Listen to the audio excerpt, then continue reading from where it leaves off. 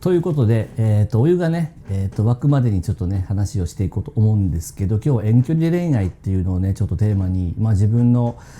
体験していることも含めてね話をしていこうと思うんですけど、基本的に僕は今まで遠距離恋愛って多分2回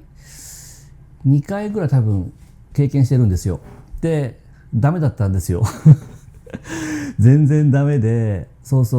でやっぱりなんかこう遠距離ってこう物理的にこう距離がね離れてるじゃないですか。でそうするとなんだろうな、やっぱりこう見えないからこそ不安になることってやっぱ多かったんですよね。相手が何をしているのかわからないとか、連絡は、当時メールだったり LINE だったり、時代で変わるんですけど、こう返信がちょっとなかったりとか遅くなってしまうと、あれどうしたんだろうなとかってその時に思うのってもうネガティブな妄想しかないじゃないですかね皆さんも多分経験があると思うんですけど、でそれでやっぱ不安になったりとかね。で当時の僕はなんかそういう不安になってもなかなかこう相手にこう伝えることができなかった。もう全然気にしないよみたいな感じの態度を取ったりして、でも実はものすごく不安で、それがどんどんこう降り積もって、それがなんかやがて不満になってみたいなとこもあったりとか、そういうのがあったんですよ。で基本的に僕はこう付き合っていく中でやっぱりこう一緒に住みたいっていうのがあるんですね。同棲して一緒にこう生活を共にして、人生歩んでいきたいみたいなのがどうしてもあるので、遠距離ってなかなかね最初の頃っていうかないじゃないですか。だからそういうのもあって、もう結局ダメになって、これ自分はこう遠距離に向かないんだなと思って、もうそういうのやめようっていうふうにずっと思ってたんですけど、今ね本当にねすごい不思議なご縁があって、ある方とね出会って今本当に遠距離恋愛中なんですけど、今までだったら例えばこう自分が不満じゃないわ、不安に思ってることとか、ちょっとこう違和感を感じたことなんかはこう今までは言わずにね溜め込んでたんですけど、今の人はなんか不思議とねそれがこう出せるっていうか、ちゃんと言って、それに対してちゃんとねこう話聞いてくれて誠実にこう返してくれるみたいな人なので、なんかそれはすごく感謝してますよね。もちろんねその連絡の手段っていうのもLINE とかねメッセージ離れてるから、おはようとかおやすみはもちろん電話がすごく多いんですよ。電話で話す時間っていうかな。で僕もともと電話って苦手で、その家族とか友達とかですら電話しなかったんですよ本当に要件だけ言って切っちゃうみたいな。電話の間がねちょっと僕苦手なんですよね。だから電話で話すんだったらもう直接会って話したいっていうタイプだし、近くにいなければ本当に要件だけとか、あとメールとかそういうのでこうなんかこう終わらしちゃうみたいなところがあったんですよね。だからあんまり電話をするっていう経験がなかったんですけど、今の、彼に関してはメッセージプラス電話っていうところでコミュニケーションもすごく密に取ってるんですね。であんだけ苦手だったその電話っていうのが全く今は苦じゃなくて、むしろこう信頼関係を築く上でのコミュニケーションっていうのがすごくそれでこう積み重なっていってるなっていう実感はもうめちゃくちゃあるんですね。むしろなんか電話したいって思えるぐらい相手のことを理解したいし、自分のことも理解してほしいみたいな気持ちがものすごく高い、そんな感じで変わってきてるんですよ。だから近くにいて付き合うのも多分信頼関係ってやっぱ大事なんだけど、遠距離になればなるほどこう相手が何をしているか姿とかね、そういうイメージができない分、ちゃんと言葉で説明したりとかこう連絡をしたりっていうのはすごく大事になってくると思うんですよ。それでこう安心したりする部分もあったりするしね。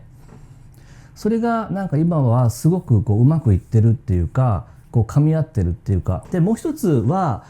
やっぱりその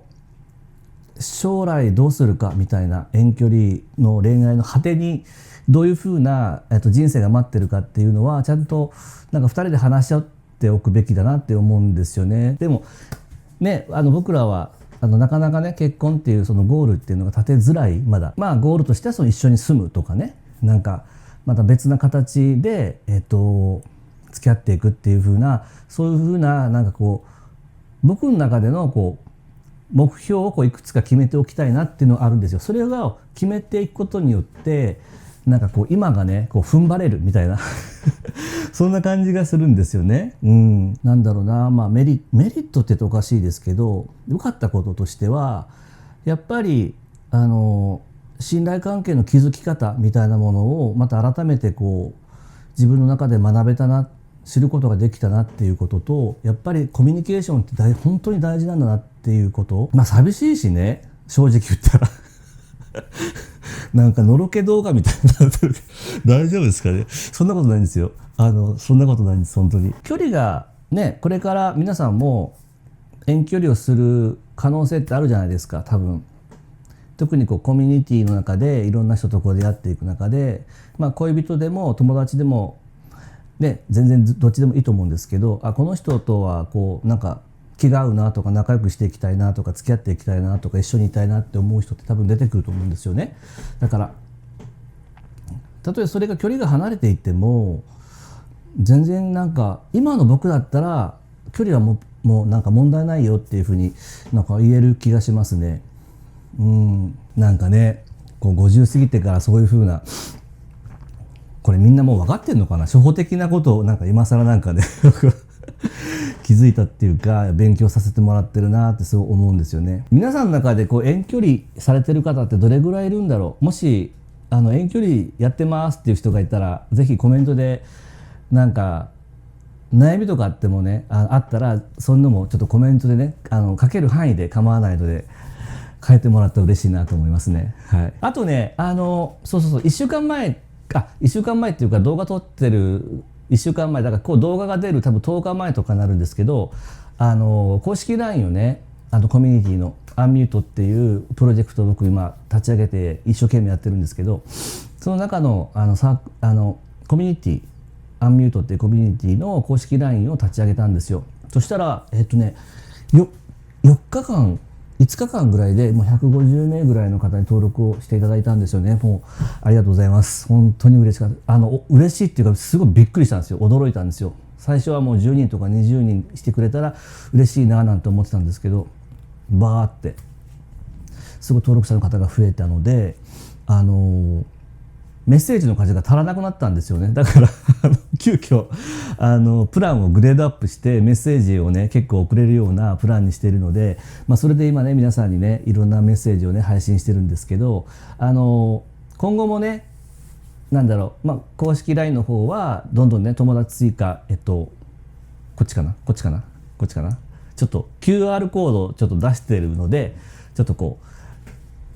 読み込んで登録まだの方はぜひねしてみてください。ということでそろそろねお湯の方もね沸騰してきましたんで、ちょっとね胸肉をねハムをねちょっとね投入をしたいと思います。